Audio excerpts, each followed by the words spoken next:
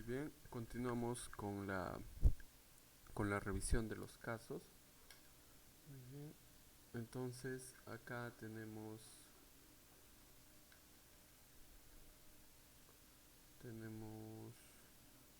igual otro caso de dengue. Otro caso de dengue, tenemos el hígado relativamente ecogénico, relativamente grande, lo medimos, es un hígado grande, ¿no? 1,70, otra línea más grande, 190. Inclusive vemos que se corta la parte superior, la parte anterior del hígado, esta parte, el segmento 6, porque es un hígado relativamente grande. También hay un aumento de la ecogenicidad hepática y el grano acá, o sea, el parénquima no es tan homogéneo, es heterogéneo. El grano ya no es fino, sino es un grano más grueso, ¿no? O sea, los puntitos que componen el hígado son unos puntos más gruesos, ¿no? Igual, si agudizamos un poco la vista, podemos ver que acá hay un componente líquido, ¿no? Existe un componente líquido por debajo del hígado, posterior al hígado, por debajo del diafragma. Entonces estamos hablando de un derrame pleural que ahorita lo vamos a ver a mayor detalle, ¿no? Igual, era un paciente de 1,73 m, el hígado está grande, eh, la vesícula, las paredes de la vesícula están engrosadas.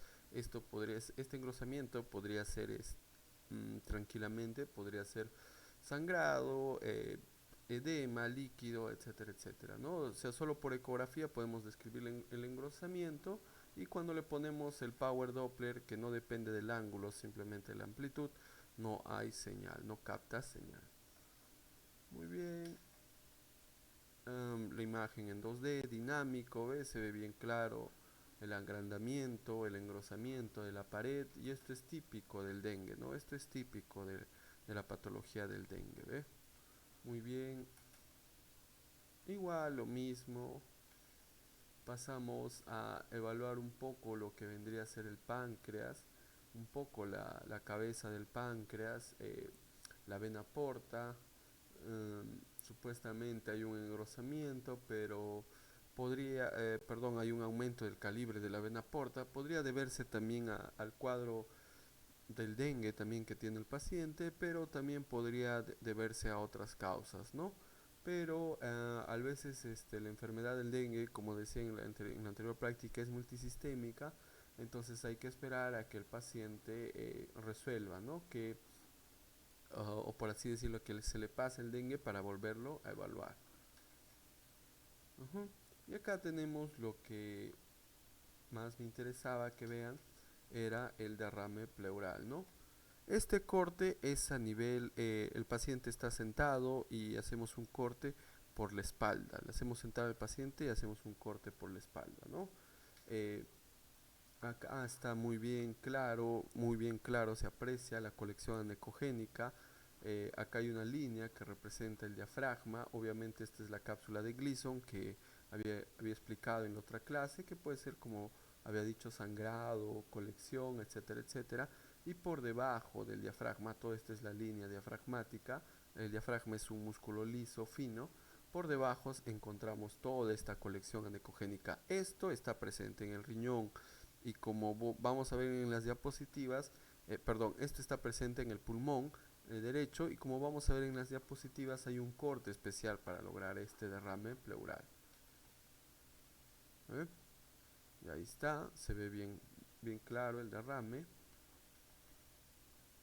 Esto, esta estructura que se mueve vendría a ser el pulmón. Entonces, usted sabe que el pulmón no se puede evaluar por ecografía. Exacto, no se puede evaluar el pulmón por ecografía. Por eso, cuando el pulmón se llena de líquido, sí lo podemos ver.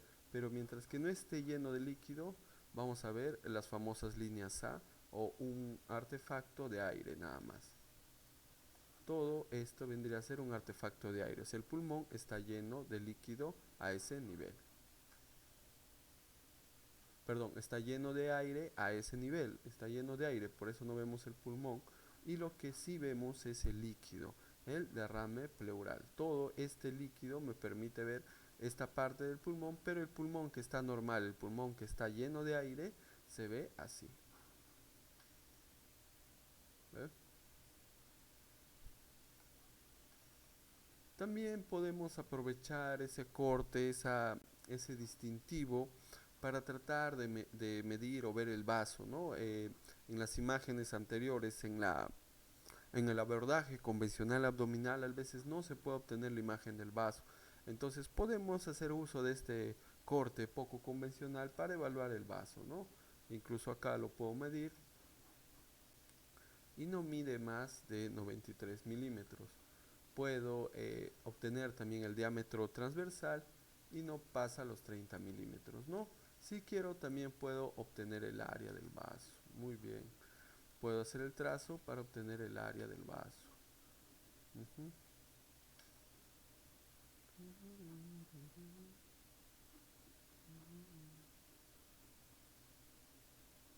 Y ahí está el área del vaso.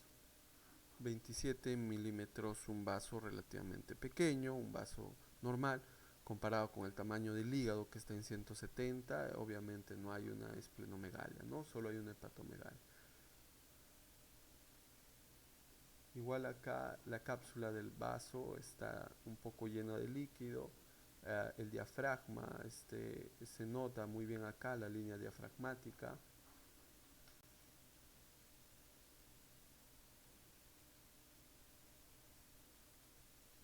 Y hacia el lado interno, hacia la parte pulmonar, vemos también otro derrame pleural, ¿no? ¿Ve? Ahí está el derrame pleural. Esta pequeña punta que se ve a este nivel representa al pulmón atelectasiado, ¿no?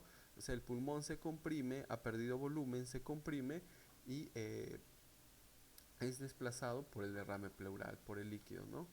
Por eso, cuando agudizamos la vista, vemos como una especie de punta hipoecogénica, ¿no? Y por detrás, obviamente, el pulmón todo airado, todo lleno de aire, ¿no? Entonces, esta apariencia es clásica en los pulmones, en el derrame pleural, que va a producir una atelectasia pulmonar o disminución del volumen del pulmón.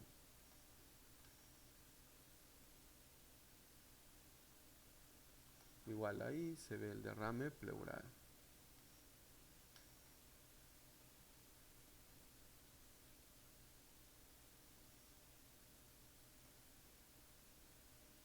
Ujú.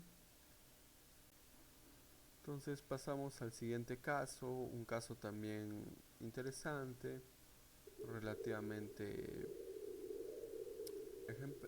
ejemplar. Acá lo que hemos hecho, hemos evaluado la confluencia a nivel esplenoportal, ¿no?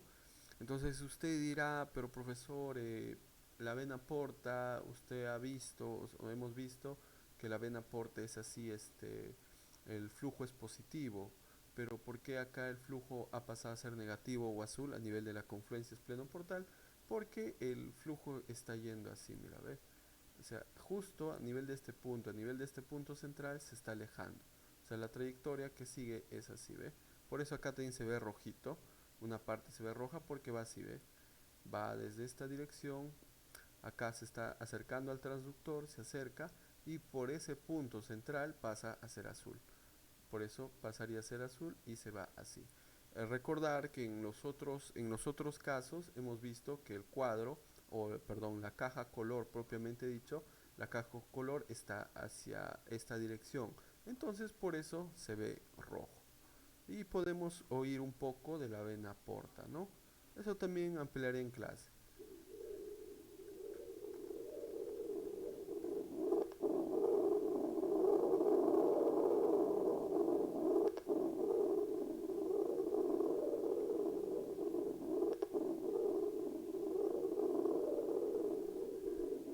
Entonces, lo que usted ha escuchado es el sonido de la vena porta.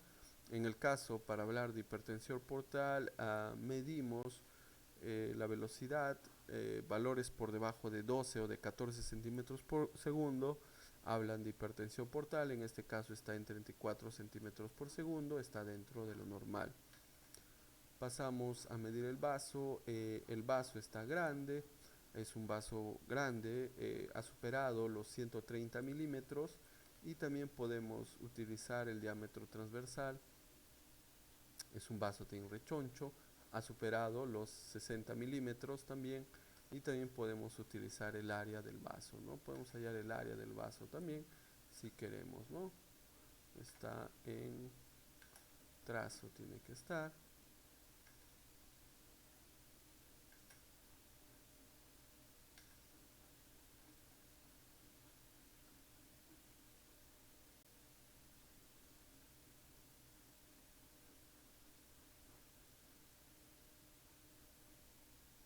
Y 120 milímetros, 120 centímetros cúbicos, claramente es una esplenomegalia, ¿no? Ahí está el vaso grande, dinámico, los vasos, los vasos propiamente del vaso, también se pueden ver tanto la arteria esplénica como la vena esplénica a este nivel.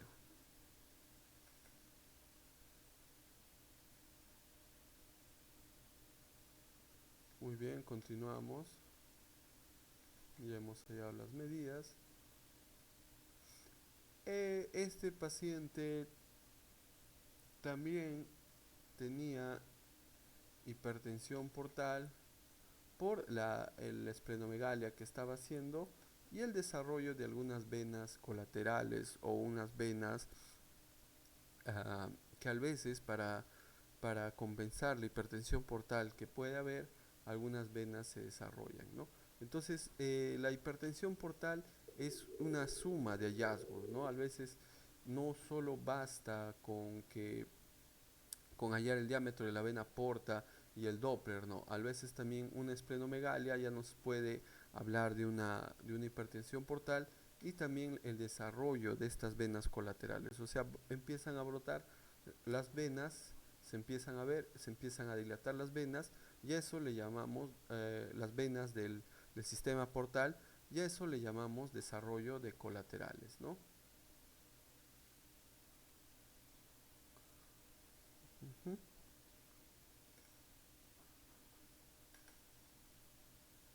Muy bien, entonces pasamos a ver más casos.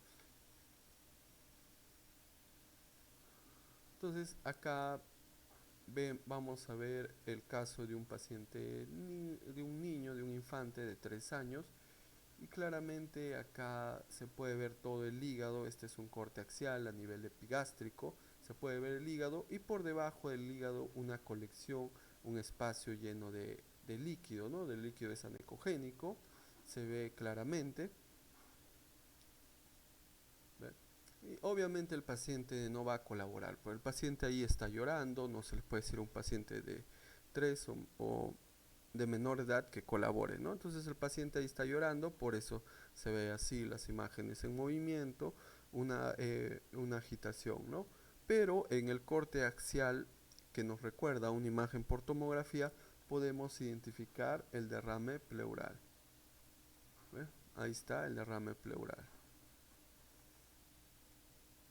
Me desplazo hacia una parte más interna o hacia la misma línea media y puedo identificar tranquilamente todo el parénquima hepático por debajo del hígado, este es el segmento 3, y hacia posterior encuentro el páncreas, ¿ve? Todo este es el páncreas, la vena porta también se ve muy clara, ¿ve? La vena porta por encima del colédoco o la arteria hepática, la cava, la vena cava, el segmento 1, la vena hepática común, el tronco celíaco, este es el tronco celíaco, esta pequeña línea, y la vena, perdón, la arteria, la arteria hepática, perdón, la arteria hepática común y la arteria esplénica, ¿ve? La arteria esplénica que se va obviamente hacia el vaso, la arteria hepática común hacia el hígado y el tronco celíaco, ¿ve? Este pequeño tubito vendría a ser el tronco celíaco y la aorta, ¿no? Todo este es la aorta.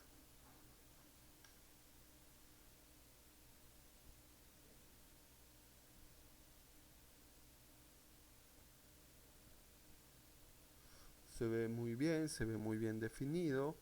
eh, a este signo se le ha llamado el signo de la gaviota o de la colita de ballena, ¿no? Ahí está, pero muy claro se ve la aorta, el tronco celíaco, la arteria hepática común y la arteria esplénica, ¿no? Todo lo que usted acá ve por debajo, esto es la columna lumbar. Entonces, en un paciente infante, en un paciente delgado, rápidamente la ecografía puede obtener imágenes axiales muy similares a la tomografía y puede abarcar gran parte del abdomen, ¿no? Como es en este caso, ¿no? Un paciente pequeño se puede ver gran parte del abdomen en unos cuantos cortes.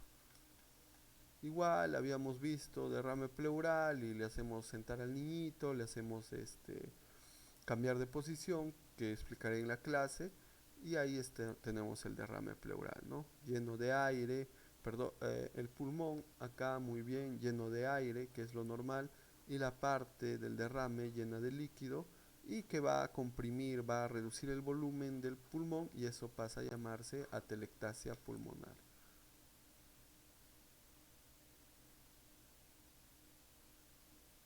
Se ve muy bien, se ve muy distinguible. Aquí están las sombras acústicas de la costilla, el hígado y todo este es el derrame pleural, ¿ve? Todo ese es el derrame pleural. Igual en el lado izquierdo también encontramos al vaso, un vaso pequeño también, con ese corte nuevo que les decía, un vaso pequeño, lo puedo medir, y por debajo el derrame pleural. Ahora bien, este corte tiene la desventaja que a veces se pudiera confundir con un consolidado neumónico. Recuerda mucho a este nivel el vaso a un consolidado neumónico y también se han reportado ciertos errores de interpretación. Entonces, el vaso hay que verlo bien, hay que ver sus bordes bien definidos, su parénquima hipoecogénico de bordes regulares, para no confundirlo con un consolidado que mostraré las imágenes en clase, ¿no? Es muy similar, pero los consolidados y precisamente los consolidados neumónicos tienen bordes triturados, se les ha llamado, ¿no? O una apariencia irregular. Entonces, acá también hay algo muy interesante, es la interposición del pulmón, ¿ve? Entonces, cuando el niño llora, el pulmón se va a interponer, ¿ve? Y ahí está, ¿ves? Se ve claramente cómo se interpone la base pulmonar llena de aire cuando el paciente está llorando, ¿ve? Y cuando no está, cuando está expirando, se puede ver claramente el derrame pleural, ¿ve? Ahí está el derrame pleural. Inclusive, si somos más observadores o aumentamos un poco más la vista, podemos ver la presencia de las líneas AVE. Ahí está todo el pulmón, el borde pulmonar. Acá tenemos la línea pleural, acá y por debajo de la línea pleural una línea AVE y acá otra línea A. Inclusive acá también se ven las líneas AVE. Entonces eso es importante para identificar el parénquima pulmonar normal.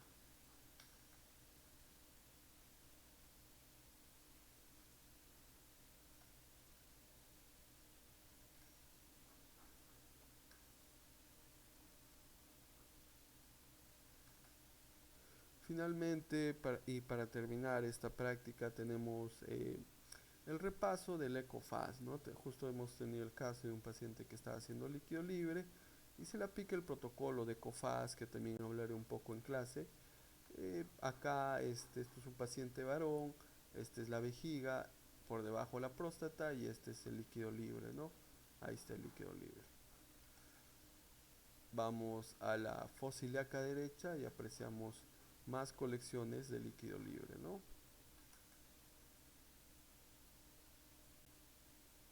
Igual vamos un poco hacia la fosa ilíaca izquierda y más líquido libre.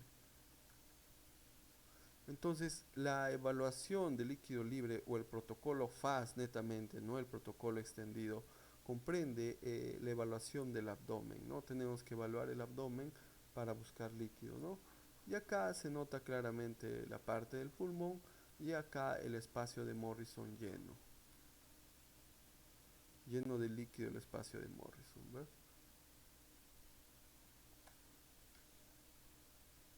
Ujú. Inclusive este llenado de líquido, esta ocupación que puede tener el líquido puede ser a nivel o en forma de hoja, netamente en el espacio de Morrison, pero como muchas veces usted ha visto, se va hacia la parte inferior, ¿no? Este es un corte sagital, hemos dicho que esto es lo superior, esto es lo inferior, y el líquido se va hacia acá, hacia esta parte, hacia la parte inferior del hígado. Ahora bien, si agudizamos también en este caso la vista, agudizamos la vista a este nivel, vemos también una colección anecogénica, ¿no? Otro derrame pleural.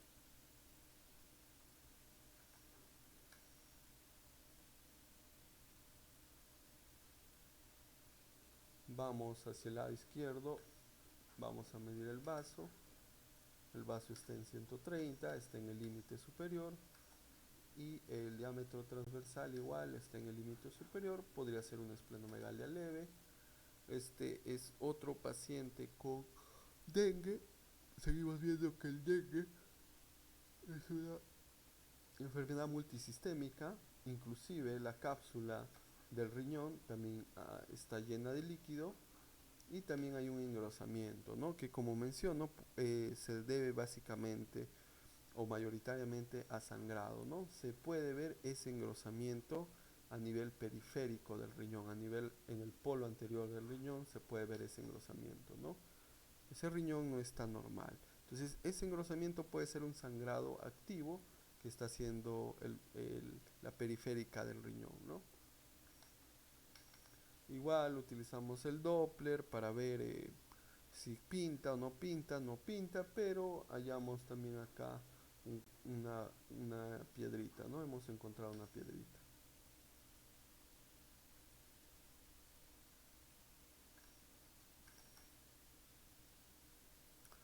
Nos desplazamos hacia el otro lado, vemos la vena porta indeme, el engrosamiento de la pared de la vesícula y por dentro una piedra, una litiasis vesicular. Entonces no es que el dengue le haya producido litiasis vesicular, no, sino lo que ha producido la litiasis los hábitos del paciente, o dicho de otra forma, el paciente ya tenía litiasis y se le complicó con el dengue, ¿no? Ujú. Igual vemos el derrame pleural, vemos ese engrosamiento anómalo de la cápsula del hígado. Y acá se puede ver al pulmón aleteante, se puede ver esta parte hipoecogénica del pulmón aleteante. Eso ha sido descrito como el signo de la medusa y claramente es propio de las atelectasias pulmonares, ¿no? O sea, el pulmón está, como quien dice, nadando ahí. ¿Ves? Inclusive para cerciorarnos de que sea una, una atelectasia, podemos pedirle al paciente que respire, ¿no? Si es el caso, que puede colaborar y puede respirar. Y vamos a ver cómo se llena de aire, ¿no? Eso es como todo ese espacio se llena de aire.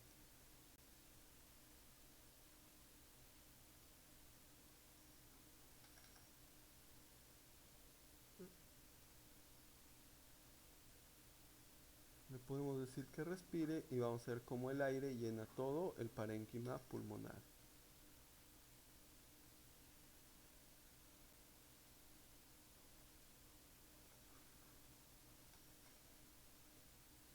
Y en el lado izquierdo igual, ¿no? Igual hay otro derrame pleural en el lado izquierdo. Estamos viendo la imagen del vaso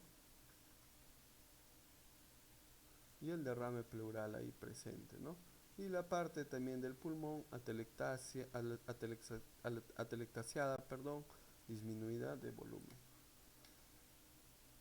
Y también era un vaso relativamente grande, igual en el lado izquierdo, en decúbito lateral, no pudimos encontrarle el vaso, así que le hicimos una ecografía sentado y tratamos de medir el vaso, ¿no?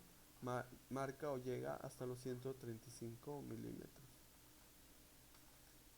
Muy bien, eso sería todo.